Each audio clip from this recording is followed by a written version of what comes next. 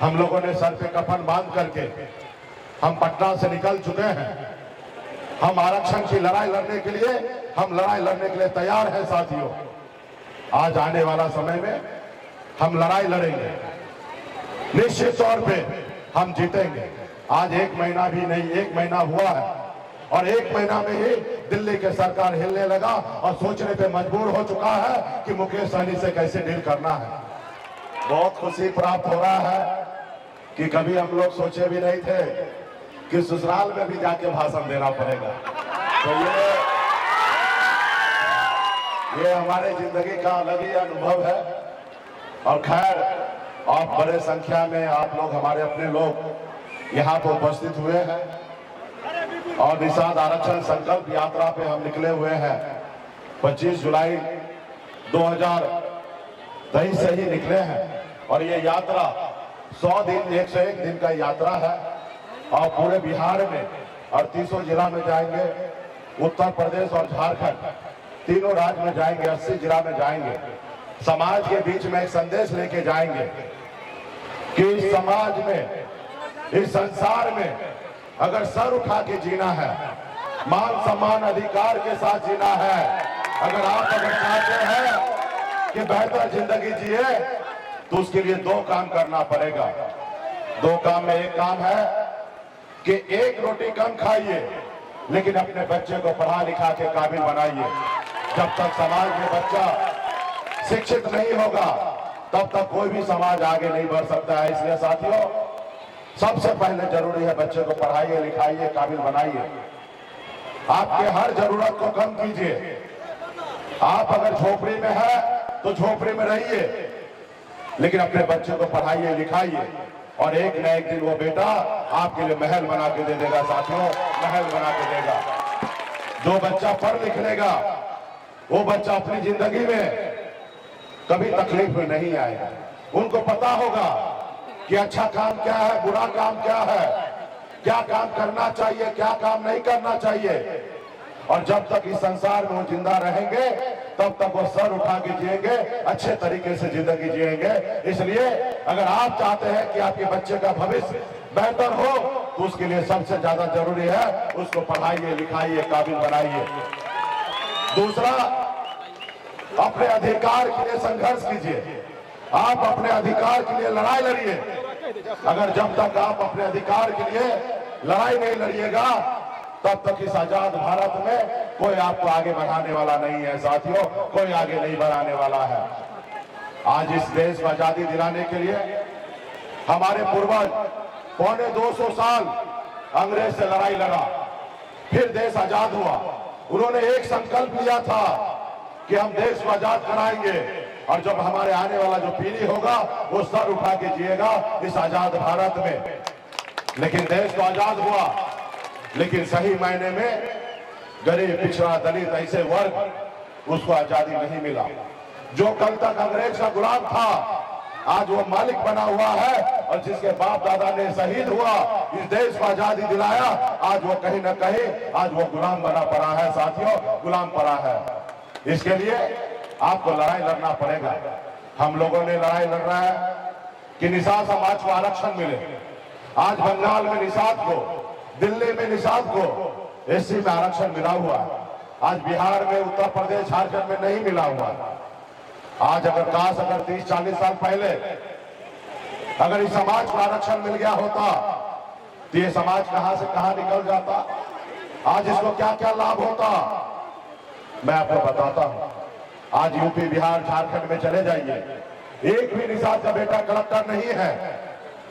अगर 30-40 साल पहले अगर समाज के लोग लड़ाई लड़ते तो आज आरक्षण मिल गया होता, और जब मिल गया होता तो आपके दर्जनों निषाद का बेटा आज कलेक्टर होता, एसपी होता, एसडीओ होता, बीडीओ होता, डॉक्टर होता, इंजीनियर होता, बड़े से बड़े अधिकारी होता। लेकिन किसी ने लड़ाई नहीं लड़ा, जिसके कारण आपको आरक्षण नहीं मिला। आप बताइए ना, देश एक है, संविधान एक है, देश के चलाने वाला माननीय प्रधानमंत्री एक है, फिर हमारे साथ भेदभाव क्यों हो रहा है? एक गलती तो उनका है जिन्होंने आज तक हमें आरक्षण नहीं दिया, और एक गलती आपका और हमारा है कि हम अपने अधिकार के लिए हम लड़ाई नहीं लड़ पाए। इसके लिए आज हमारे बच्चे मजबूर हैं। आज हमारे बच्चे गांव से बाहर जाकर मात्र 8,000 10,000 रुपया महीने पे नौकरी करने पे मजबूर है। आज हमारे बच्चे दिसंबर में ठंड का महीना आता है, उस समय में लोग अपने रजाई से बाहर नहीं निकलना चाहते हैं, लेकिन उस समय में हमारे लोग ठंड में उतरकर पानी में उतरकर मछली मारने पे मजबूर होता है। इसलिए कि अगर मछली नहीं मार के लाएंगे तो उसका घर परिवार नहीं चल पाएगा, उसका चूल्हा नहीं चल पाएगा। साथियों, आज हम कैसी जिंदगी दे रहे हैं, तो इसके लिए साथियों आपको लड़ाई लड़ना पड़ेगा, आपको संघर्ष करना पड़ेगा। आज मैं भी इस मुकाम तक पहुंचा हूं, आज लड़ाई लड़कर संघर्ष करके पहुंचा हूं। कोई मैं बहुत बड़ा रतन टाटा या अंबानी के घर में जन्म नहीं लिया, मैं भी एक गरीब साधारण परिवार में जन्म लिया, जहां पिताजी मछली मारते थे, दादाजी मछली मारते थे, ऐसे गरीब घर में जन्म लिया। 18 साल की उम्र में घर परिवार छोड़कर मुंबई जैसे शहर चला गया, मेहनत किया, मजदूरी किया, मात्र 30 रुपया रोज पे मजदूरी करता था। लेकिन संघर्ष की बदौलत मुंबई जैसे शहर में एक कामयाब बुलंदी हमने चुना, वहां पे एक बेहतर जिंदगी जीने लगा। ये सब संघर्ष की बदौलत हुआ। जब मैं बिहार आके देखा, लोग चांद पे घर बनाने के लिए सोच रहे हैं, लेकिन आज भी हमारे लोगों के लिए इस धरती पे रहने के लिए घर नहीं है। और फिर मैंने मुंबई के ऐशो आराम जिंदगी को छोड़कर, घर परिवार को छोड़कर, आज बिहार में पिछले 9 सालों से बिहार में आपके हक अधिकार के लिए, आपके बच्चे के भविष्य के लिए आज मैं लड़ाई लड़ रहा हूं। साथियों, कल तक ये बिहार में इस निषाद समाज को कौन जानता था, कौन पहचानता था, लेकिन आज इस देश में हर कोई निषाद समाज को जानने लगा और पहचानने लगा, और सन ऑफ मल्ला से दिल्ली का सरकार डरने लगा और परेशान होने लगा। साथियों, आपने देखा हमने संघर्ष की बदौलत, आप सभी के आशीर्वाद से, पार्टी पदाधिकारी के सहयोग से हम लोगों ने लड़ाई लड़ा। 2020 में 4 विधायक बनाया।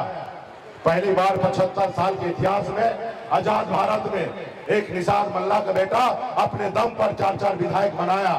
आज तक हमारे लोग एक टिकट मांगने के लिए बड़े बड़े पॉलिटिकल पार्टी के पीछे अपनी पूरी उम्र को बिता देता था, एक टिकट नसीब नहीं होता था। आज निषाद का बेटा टिकट नहीं मांगता है और टिकट बांटने का काम करता है। ये हमारी पहचान है। साथियों, बिहार में बिहार का सरकार का चाबी हमारे जेब में था। हम जिसको चाहते उनको मुख्यमंत्री बनाते। हम ईमानदारी के साथ हम बिहार के मुख्यमंत्री नीतीश कुमार जी को 2020 में मुख्यमंत्री बनाने का काम किया। एक निषाद मल्ला का बेटा एक बिहार में मुख्यमंत्री बनाने का काम किया। साथियों, मैंने बिहार में मंत्री बना, अपने दम पे बना, किसी के अपने लोगों के वोट से, अपने लोगों के साथ से हमने बिहार में मंत्री बनने का काम किया, अपने समाज के हक अधिकार के लिए लड़ाई लड़ने का काम किया। साथियों, ये हमारी पहचान है।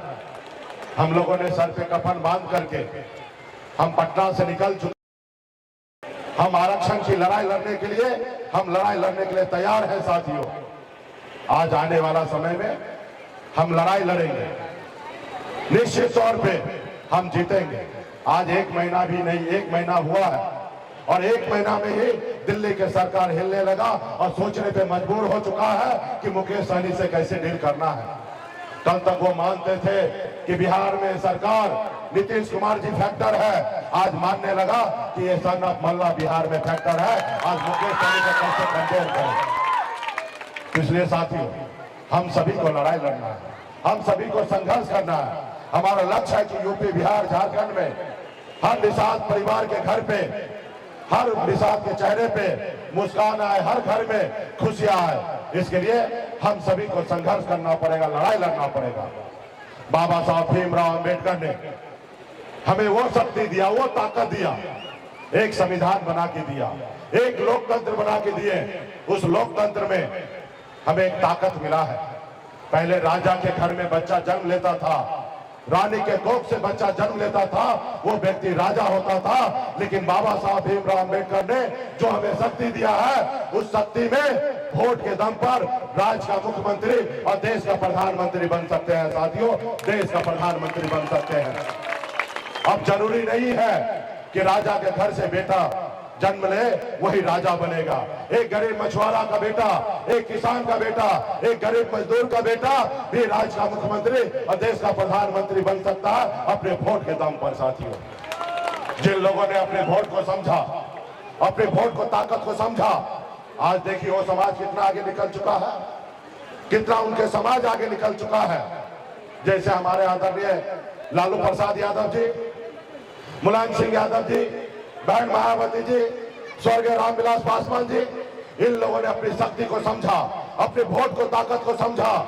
और जब लालू जी ने दल बनाया तो उनके लोगों ने उनको साथ दिया, और जब साथ दिया तो दल को बल मिला, और जब दल को बल मिला तो लालू प्रसाद यादव जी 15 साल बिहार का मुख्यमंत्री रहे, और वो वोट के दम पे हुआ। साथियों, ना ही कि पैसे के दम पर, संघर्ष के बदौलत आज लालू जी 15 साल मुख्यमंत्री रहे। आज भी उनकी सरकार है। आज उनका समाज देखिए कितना आगे निकला है। आज बिहार में किसी में ताकत नहीं है कि कोई यादव भाई को उंगली उठा के दिखा दे, क्योंकि वो सक्षम है, मजबूत हो चुके हैं। आज उसी तरीके से आपका अपना दल बन चुका है, आपकी अपनी पार्टी बन चुका है। आप पार्टी के साथ, दल के साथ रहिएगा तो आपके पार्टी को बल मिलेगा, और जब आपके पार्टी को बल मिलेगा तो आपकी समस्या का हल होगा। साथियों, आपका समस्या का हल होगा। आपके बच्चे का हक अधिकार के लिए, आपके बच्चे का हक अधिकार के लिए दूसरा कोई नहीं आने वाला है लड़ने के लिए। आपके बच्चे का हक अधिकार के लिए आप ही को लड़ना पड़ेगा, या आपका बेटा लड़ेगा, आपका भाई लड़ेगा, दूसरा कोई नहीं लड़ने के लिए आने वाला। साथियों, अपने वोट को ताकत को समझिए। आपके पास वही ताकत है जो कभी हनुमान जी के पास शक्ति था, और हनुमान जी को पता नहीं था कि 7 समुद्र पार करके रावण को, लंका को जला सकते थे। जब उनको याद दिलाया गया कि हे प्रभु, आपके पास अपरंपार शक्ति है, आप 7 समुद्र पार करके रावण को, लंका को जला सकते हैं। जब उनको याद आया तो रावण को, लंका 7 समुद्र पार करके रावण को, लंका को जलाने का काम किया। साथियों, आज उसी तरीके से यूपी, बिहार, झारखंड में निषाद के सभी उपजाति, बिन बिल्दार, नोनिया, मलाह, चाय, बनपर, सभी उपजाति के पास वही शक्ति है कि अगर एक साथ हो जाए तो जो हमसे दोस्ती करेंगे वो 60 लोकसभा सीट जीतेंगे, जो दुश्मनी करेंगे वो 60 लोकसभा सीट हारेंगे। ये हमारी शक्ति है। आपने देखा कि आजादी के बाद पहली बार 4 विधायक हमने बनाया, अपने दम पर सरकार में मंत्री बने।